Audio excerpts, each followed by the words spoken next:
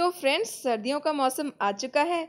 जैसे कि तेज ठंड से बचने के लिए हम स्वेटर पहनते हैं या गरम गरम गाजर का हलवा खाते हैं, वैसे ही सर्दी से बचने के लिए हमारे पेड़ पौधों को भी अलग से खाद्य पदार्थ चाहिए होते हैं, और या फिर उन्हें कभी कभी रजाई उड़ानी भी पड़ती है। रजाई से मेरा मतलब वूलन रजाई नहीं। कई बार पौधे हाइबरनेशन में चले जाते हैं तो उन्हें मिट्टी की रजाई उड़ा करके सुला दिया जाता है। तो आज मैं शेयर करूंगी कुछ सिंपल टिप्स जिससे हम अपने पेड़ पौधों को सर्दियों से बचा सकते हैं। सबसे पहली और मोस्ट कॉमन प्रॉब्लम सर्दियों में आती है कि पत्तियों में, पौधों में इंसेक्ट्स या फंगस लग जाती है। पत्तियों को पलट के अगर आप देखेंगे तो कॉटन के छोटे छोटे स्पॉट्स जैसे आपको चिपके दिखेंगे। इनको साफ करने के लिए हम यूज करेंगे पानी करीब 1 लीटर, नीम का तेल जो कि आपको किसी भी गार्डनिंग शॉप में बहुत इजीली मिल जाएगा नर्सरीज पे।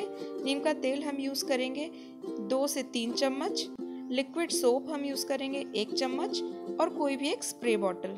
अब हम इस सारे सामान को अच्छे से बॉटल में डाल करके मिक्स कर लेंगे। ये कॉमन मिक्सचर है, सारे ही पेस्ट कंट्रोल के लिए ये असरदार रहता है। इसको बस हमें 3-4 दिन पे बार बार रिपीट करना है, कम से कम 5 से 6 बार, जब तक कि सारे पेस्ट मर नहीं जाते। इस मिक्सचर को स्प्रे करने से पहले हम पत्तियों को नॉर्मल प्लेन पानी से अच्छे से धो लेंगे। प्लेन पानी आप चाहे तो सेम स्प्रे बॉटल से पहले स्प्रे कर लें, या हाथ के हेल्प से और पाइप के हेल्प से पत्तियों पे डाल करके अच्छे से पेस्ट्स को या चिपके हुए वाइट डॉट्स को पानी से धो लें। नॉर्मल पानी से धोने के बाद अब हम इसके ऊपर नीम ऑयल वाला मिक्सचर स्प्रे करेंगे स्प्रे बॉटल की हेल्प से। पत्तियों के साथ साथ प्लांट की स्टेम पे भी आप ये पानी डाल सकते हैं। इवनिंग टाइम में प्रेफरेबली ये स्प्रे डालें प्लांट्स पे, और नॉन इन्फेक्टेड प्लांट्स पे भी नॉर्मली आप मंथ में 1 बार ये स्प्रे डाल सकते हैं प्रिकॉशन के बेसिस पे, जिससे कि आगे पेस्ट ना हो। ये मिक्सचर स्प्रे करने के बाद आपको पत्तियां थोड़ी सी मुरझाई लगेंगी, बट डोंट वरी, वो 1-2 दिन में वापस नॉर्मल हो जाएंगी। अब आते हैं दूसरे कॉमन टिप पे, जो कि सर्दी हो या गर्मी दोनों में ही हेल्पफुल रहता है। हमें प्लांट्स की टॉप सॉइल को, मतलब गमले में जो ऊपर की मिट्टी है, या फिर अगर गार्डन है हमारे पास तो गार्डन में भी ऊपर की मिट्टी, इन दोनों को ही हमें खुरपी की हेल्प से, या आप कोई नॉर्मल नाइफ भी यूज कर सकते हैं, उसकी हेल्प से इसे थोड़ा सा खुरच करके ऊपर की मिट्टी ढीली करनी है। ऊपर की 1 से 2 इंच की मिट्टी हमें लूजन अप करनी है, और ये करते टाइम अगर थोड़ी सी साइड रूट्स टूट भी जाएं तो कोई टेंशन की बात नहीं है, क्योंकि वो फिर से रीग्रो हो जाएंगी। पर मेन रूट प्लांट की सेंटर वाली और सेंट्रल स्टेम, उसको थोड़ा सा प्रिकॉशन के साथ बचा करके रखना है। लूजन करने के बाद टॉप सॉइल में हम थोड़ी सी वर्मी कंपोस्ट ऐड करके उसे मिक्स कर देंगे अच्छे से, just like garnishing and topping to your food. इसके पीछे लॉजिक बहुत ही सिंपल सा है कि जब हम टॉप सॉइल लूजन करेंगे तो हमारी रूट्स और अच्छे से सांस ले पाएंगी, जिससे कि प्लांट और बढ़िया ग्रो करेगा। इसे हमें रेगुलरली 15 से 20 दिन में 1 बार करना है। अब हमने टेबल तो सजा ली, तो थर्ड पॉइंट आता है अपने पौधों को खाना खिलाने का, मतलब कि खाद हम कभी भी डायरेक्ट पॉट के ऊपर या गार्डन में नहीं डालेंगे। इसे हम मिट्टी में मिक्स कर लेंगे पहले इक्वल क्वांटिटीज में, और फिर पॉट्स में डालेंगे। सर्दियों के फूल वाले पौधों में स्पेसिफिकली खाद का बहुत रोल है, क्योंकि जब तक हम अपने प्लांट्स को अच्छे से खाना नहीं खिलाएंगे तो हमें वो फ्रूट्स और फ्लावर्स बहुत सारी क्वांटिटीज में कैसे देंगे। तो कुछ फ्लावरिंग प्लांट्स जो कि विंटर सीजन के लिए एकदम बढ़िया हैं, उनमें इंक्लूड होते हैं zinnia, dahlia, chrysanthemum, petunia, pansy, marigold या फिर गेंदा। इसके अलावा हिबिस्कस भी इस सीजन में बहुत बढ़िया फ्लावरिंग देता है। Although hibiscus all season plant है, बट विंटर्स में उसकी फ्लावरिंग बढ़ जाती है। सर्दियों के मौसम में एक बहुत बड़ी प्रॉब्लम आती है धूप की। कई बार प्लांट्स ऐसे एक तरफ को झुक जाते हैं जिधर से उनको लाइट मिलती है। उससे क्या होता है, इवनली ग्रो नहीं होगा पौधा पूरे पॉट में। तो उसके लिए या तो हम पॉट की साइड्स चेंज करते रहें टाइम टू टाइम, जब वो एक साइड बेंड हो रहा है तो उसे दूसरी तरफ पलट के लाइट की तरफ रख दें। दूसरा ऑप्शन है कि प्लांट ने जो हमें एम्प्टी स्पेस दिया है उसको हम यूटिलाइज कर लें एक और प्लांट लगाने के लिए। उससे क्या होगा, हमारा पॉट भी पूरा फुल लगेगा, और 3-4 पौधे अगर हम एक साथ एक पॉट में लगाते हैं तो वो पॉट पूरा प्लांट से भर करके बहुत ही ब्यूटीफुल लुक देता है। फ्लावरिंग प्लांट्स में धूप लगना बहुत ज़रूरी है, नहीं तो वो फूल नहीं देंगे। तो हमें अपने घर में वो ऐसा कोना ढूंढना है जहाँ पे धूप आती हो, कम से कम 3 से 4 घंटे की, या एटलीस्ट 2 घंटे की तो धूप बहुत ज़रूरी है। यूजुअली मेरे पॉट में जो भी कोई छोटी छोटी स्पेसेस रहती हैं, उनको डेकोरेट करने के लिए मैं उनमें लगा देती हूँ ट्रेल्स। ट्रेल से मेरा मतलब है हैंगिंग प्लांट्स, जैसे कि मनी प्लांट या पोथोस, किसी भी वैरायटीज के, जो कि पॉट्स के साइड से हैंगिंग लुक देंगे and it looks just beautiful. Small space gardens में ये ट्रिक बहुत ही ज़्यादा काम आती है।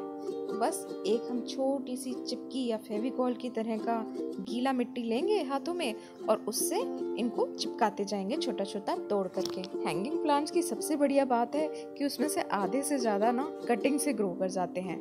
तो अगर आपके पास एक प्लांट भी है ना, तो आप उसको छोटा छोटा तोड़ करके उसमें से फाइन रूट्स लटकती आपको दिखेंगी। बस वो फाइन रूट्स वाली जगह से ही उस कटिंग को हमें पॉट के ऊपर रखना है और गीली मिट्टी के फेविकॉल से उसको ऊपर से चिपका देना है। बस बन गई बात। और 5-6 दिन में आप देखेंगे कि वो एकदम हेल्दीली ग्रो करना शुरू कर जाएगा।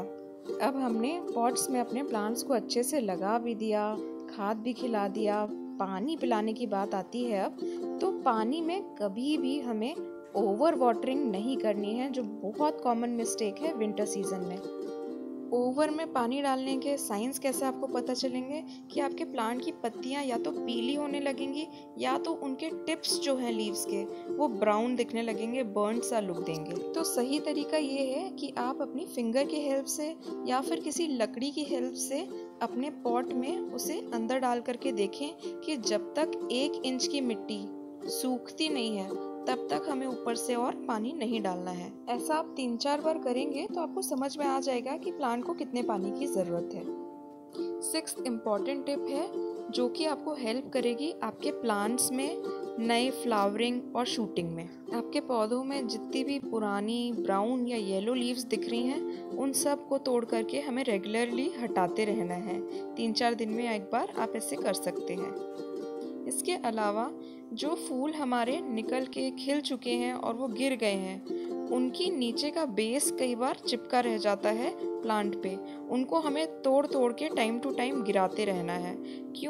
क्योंकि इससे क्या होगा, अगर उसमें सीड्स फॉर्मेशन शुरू हो गया उन फ्लावर टिप्स पे, तो प्लांट को ऐसा लगेगा कि उसकी साइकिल पूरी हो गई है, फ्लावरिंग के बाद उसने फ्रूट भी बना लिया है, तो अब उसका काम ख़त्म हो गया है और वो डोरमेंसी स्टेज में चला जाएगा।